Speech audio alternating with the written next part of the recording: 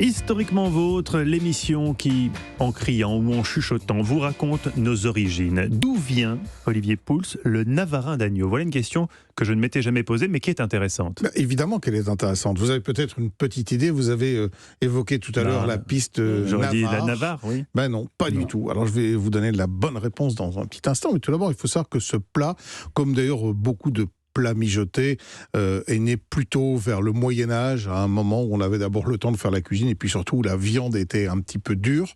Elle était rare, mais elle était un petit peu dure et on la laissait cuire très longtemps, comme le pot-au-feu par exemple, pour pouvoir l'attendrir et la manger. À l'époque, on ne parlait pas de Navarin, mais on parlait de haricots de mouton. Ah oui, des haricots de mouton. Et alors, haricots de mouton, figurez-vous que ça ne vient pas du légume, le haricot, mais ça vient d'une expression, d'un terme, haricoter, qui en vieux français voulait dire couper en petits morceaux. Et donc le haricot de mouton n'est pas un haricot parce qu'on y met des haricots, mais tout simplement du mouton coupé en petits morceaux. Il n'y a pas de haricot du tout dans le haricot de mouton? Normalement, pas forcément. Alors on peut faire avec des haricots blancs, un haricot de mouton. C'est un hasard. Le haricot, c'est le terme haricot vient de haricoter.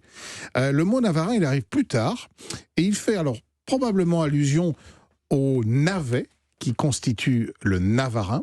Mais il y a une autre théorie que je trouve assez intéressante, et le terme navarin viendrait d'une célèbre bataille navale de 1827, une victoire des navires franco-russo-britanniques à l'époque sur la flotte ottomane dans la baie de Navarin.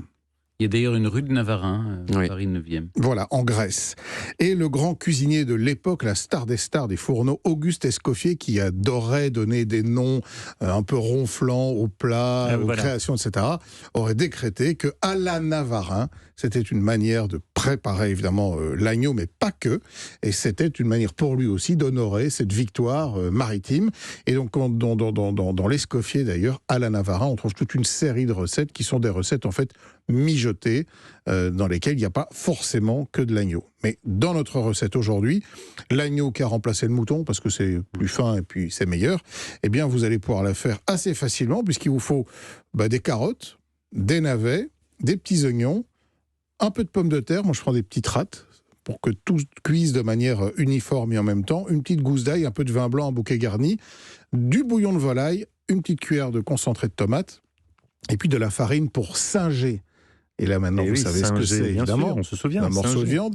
Donc nous allons d'abord haricoter notre épaule d'agneau, la couper en petits morceaux, la faire revenir, rajouter notre farine par-dessus de manière à bien l'enduire, ça va permettre de lier la sauce, et donc singer notre épaule d'agneau. Après, on va rajouter les carottes, les navets, les petits oignons, les pommes de terre, tout ça coupé grossièrement, on fait revenir.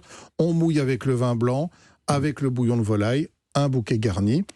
Et là, on va tranquillement prendre l'apéro pendant 1 heure, 1 heure et quart, le temps que tout ça cuise longtemps. Oui, c'est comme bel tous ces apéro, plats. on va arriver dans un bel état à table avec vous.